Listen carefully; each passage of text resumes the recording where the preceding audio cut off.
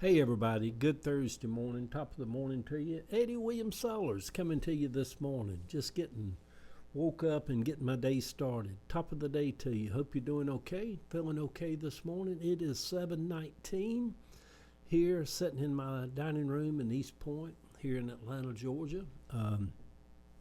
Woke up this morning thinking about Marsha P. Johnson. So the Morning Post is about that. Anyhow, here goes. Marsha P. Johnson. She always said the P stands for pay it no mind. As we stood in the sanctuary of the old rundown church building, it was got the word German tabernacle and still inscribed in the brick part of it. It was a German tabernacle in the beginning. But anyhow, neither here nor there. As we stood in the sanctuary of the old rundown church building in Hell's Kitchen, Ava asked Bishop Pat, "Is this where Marsha P. Johnson attended church?" "It is," the bishop said. I should know more about who she was, her life. I had heard of her, how she was in the thick of the Stonewall riots, how she fought for LGBTQ homeless youth. She was that herself at one time. How she was a fighter for people dying of AIDS, and how she was openly trans long before there was a movement for trans people.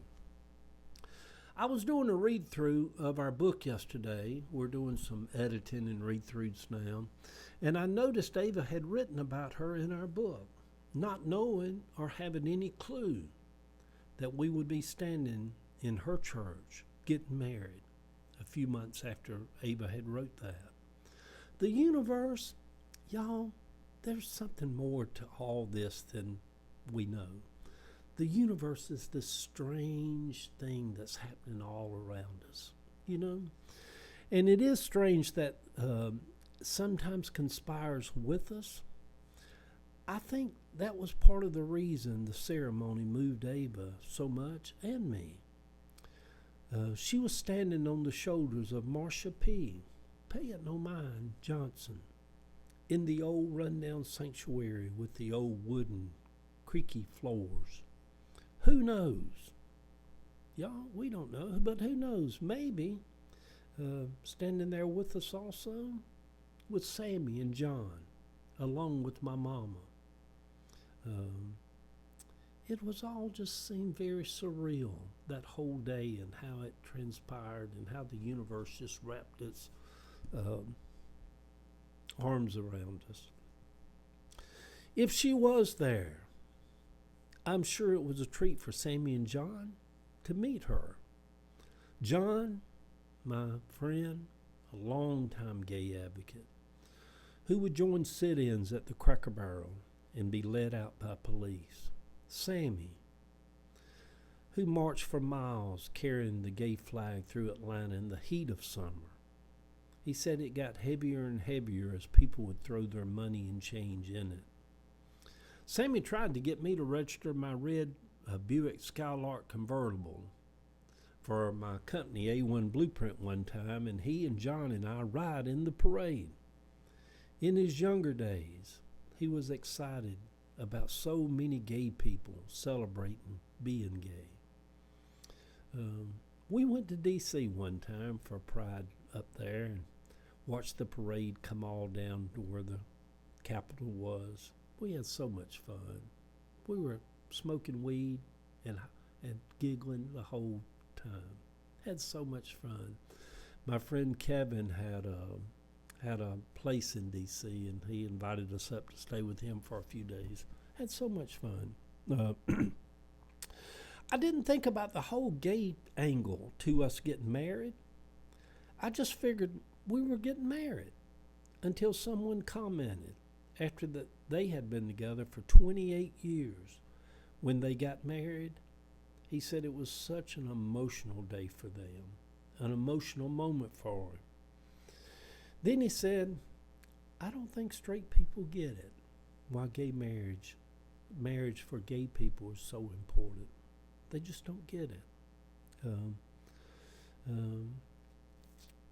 That made me think of my sweet friends Matthew and Larry, who I've known for years. After they had been together for over 40 years, they got married.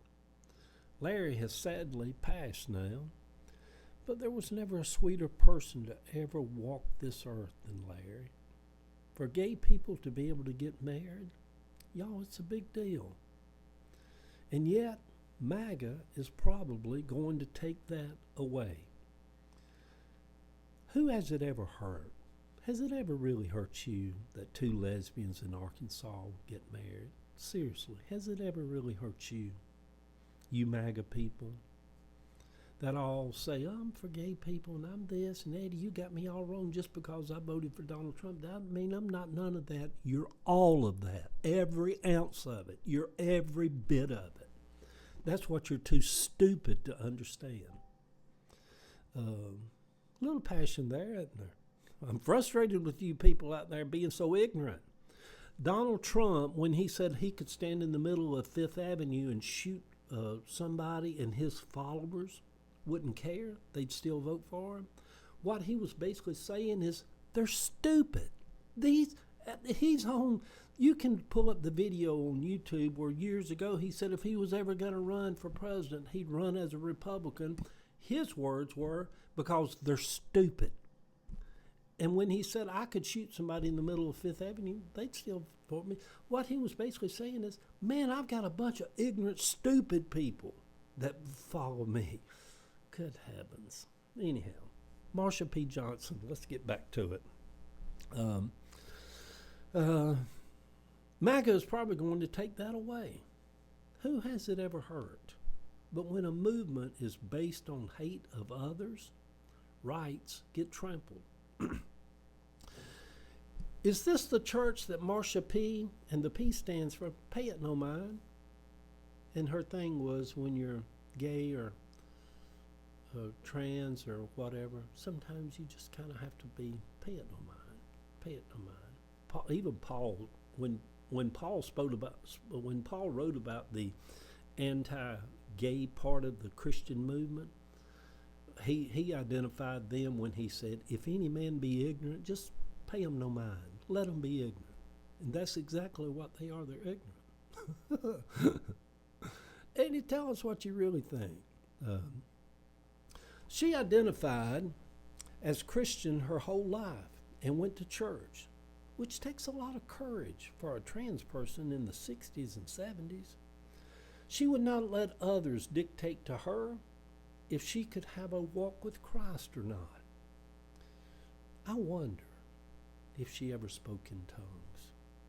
I wonder if she believed in the power of the name of Jesus.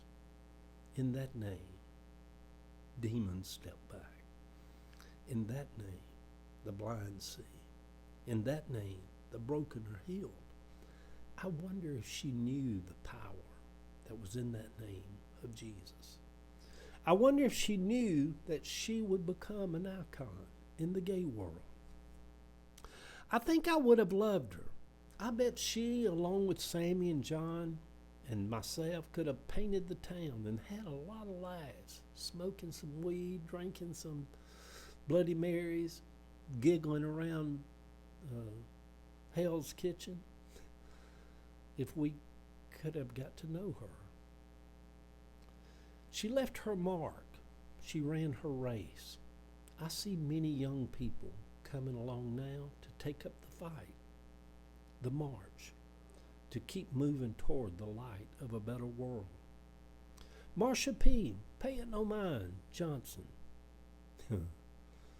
did her part. It was just so odd and wonderful how the universe conspired to have us married in her church. Good morning, sweet people. The pictures, Marsha P. Johnson, and part of the book that Ava and I will about to publish called Life in Transition. It's over on the Facebook page. Love y'all.